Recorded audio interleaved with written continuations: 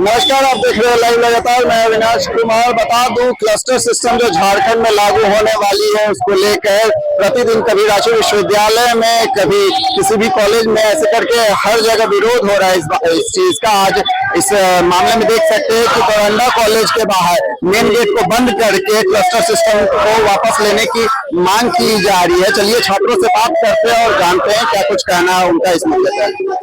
देखिए, डोरंडा कॉलेज में छात्र उपस्थित है। डोरंडा कॉलेज को सिर्फ साइंस का डिपार्टमेंट बनाने का यहाँ का विचार या नीति ला रहे हैं।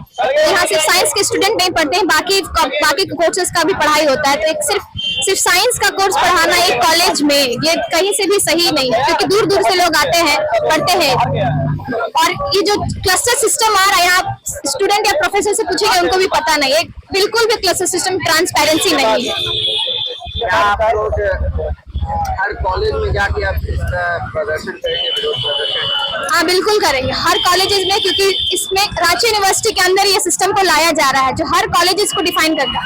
और खास करके विमेंस कॉलेज जहाँ पे होगा उसको भी डिवाइड कर देगा। तो विमेंस कॉलेज इसलिए बनाया था ताकि वहाँ सिर्फ महिलाएं पढ़ सके, और अगर वही डिवाइड करके क्लस्टर सिस्टम में कर देंगे तो महिलाएं नहीं पढ़ पाएंगी। इससे मैं ये कहना चाहूंगा कि ये जो भी सिस्टम क्लस्टर सिस्टम लागू किया जा रहा है, ये हम छात्रों के हित में नहीं है, और इस क्लस्टर सिस्टम को उनको वापस लेना ही पड़ेगा, क्योंकि सिस्टम ऐसा होना चाहिए जो कि छात्र हित में हो, और ये हमारे छात्रों के हित में बिल्कुल नहीं है।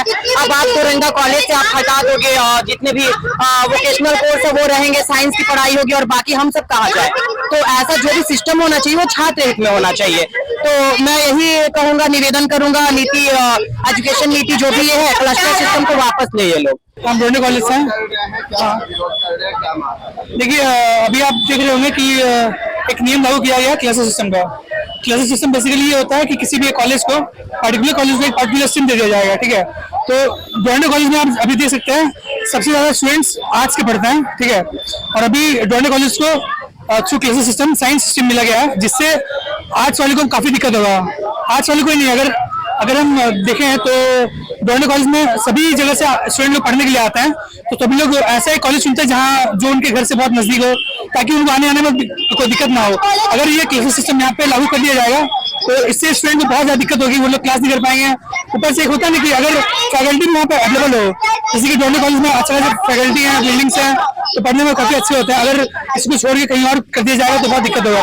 तो इसलिए हम लोग प्रोटेस्ट कर रहे हैं ताकि ये नियम अभी लागू ना किया जाए, इसको मतलब बाद में किया जाए कभी। आप फिजिकली डिसेबल्ड है, फिर भी आप यहाँ पे आंदोलन में बैठ के प्रदर्शन कर रही है, सड़क जाम कर रखे हैं, क्या कुछ वजह है, क्या मांगे रख रही हैं? हम ये मांगे रख रहे हैं कि ये ना हो और यही पढ़ाई हो, क्योंकि आने जाने में बहुत प्रॉब्लम होता है। अभी हाँ, क्लस्टर सिस्टम वापस ले लिया जाए। हाँ, हमको क्योंकि अभी दूर है, मेरा एक धुरवा में है घर, तो हम खुद से आ जा सकते हैं, बट अभी उधर दूर जाना पड़ेगा तो अकेले नहीं जा सकते, किसी के साथ ही जाना पड़ेगा। पॉसिबल नहीं है कि हम जाएं। और क्या कुछ समस्याएं हैं आपके साथ? मेरे साथ पैर का इशू है, जो चलने में प्रॉब्लम होता है। तो इस वजह से आपको दूसरे अगर कॉलेज भेज दिया जाता है तो दिक्कत होगी वहाँ पे जाने में। तो फिलहाल क्या कुछ कहना चाहते हैं, क्या कुछ मांग करना चाहते हैं? यही मांग है कि आने जाने के लिए सुविधा मिल जाए, और मतलब क्लस्टर सिस्टम से कोई दिक्कत नहीं है। नहीं, उससे दिक्कत है, क्योंकि वो चीज वहाँ चल जाएगा तो ऑब्वियसली प्रॉब्लम ही होगा। और यहाँ रहेंगे तो खुद से पढ़ाई भी कर सकते हैं, अगर उधर जाएंगे तो पढ़ाई भी छूट जाएगा। यहाँ तक कि घर वाला लोग भी बोल दिया है कि छोड़ दो पढ़ाई। मतलब अगर क्लस्टर सिस्टम आता है तो पढ़ाई छोड़ने की बात? हाँ, छोड़ने की बात, अगर लागू हो गया तो छूट जाएगा। यह क्लस्टर सिस्टम महिला विरोधी नियम इसलिए है क्योंकि क्लस्टर सिस्टम से सारे स्टूडेंट्स पे प्रभाव पड़ेगा, महिलाओं पे अधिकतर पड़ेगा। इसका कारण यह है कि क्लस्टर सिस्टम में सारे डिपार्टमेंट्स कॉलेज वाइज बांटा जा रहा है। मतलब मुझे साइंस पढ़ना तो एक कॉलेज में जाना, आर्ट्स पढ़ना तो दूसरे कॉलेज में जाना पड़ेगा, कॉमर्स पढ़ना तो तीसरे कॉलेज में जाना पड़ेगा।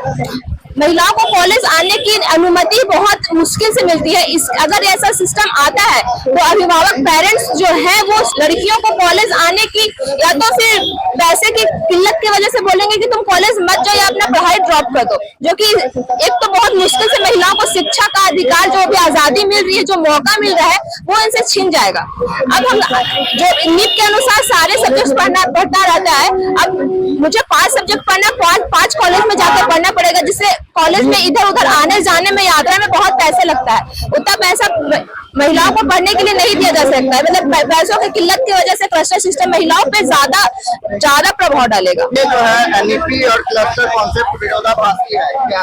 एनईपी और क्लस्टर सिस्टम विरोधाभासी इसलिए क्योंकि एनईपी में हमें सारे सब्जेक्ट्स पढ़ने की आजादी है। एनईपी में हमें 6 सब्जेक्ट्स पढ़ने होते हैं, एमडीसी, एईसी, एईसी सारे सब्जेक्ट्स पढ़ने होते हैं मेन पेपर के अलावा। तो क्लस्टर सिस्टम में होगा कि हम आज स्टूडेंट दूसरे कॉलेज में जाएंगे और हमें एईसी पढ़ने, एसीसी पढ़ने, एमडीसी पढ़ने दूसरे कॉलेज जाना पड़ेगा, जिससे हमें यात्रा करनी पड़ेगी। और एक कॉलेज से दूसरे कॉलेज की दूरी तय करना एक गरीब और पैसे आर्थिक रूप से कमजोर लोगों के लिए बहुत ही भारी पड़ने वाला है। तो ये एनईपी और क्लस्टर सिस्टम विरोधाभासी है, या तो एनईपी रह सकता है या क्लस्टर सिस्टम रह सकता है। तो सुना आपने छात्रों से क्या कुछ कहना है उनका क्लस्टर सिस्टम को लेकर, किस प्रकार छात्रों ने बताया है कि क्लस्टर सिस्टम छात्रों के और स्पेशली गर्ल्स चाइल्ड को लेकर, गर्ल्स कॉलेज में जो आती हैं उन छात्राओं के ऊपर कैसा प्रभाव डालेगा।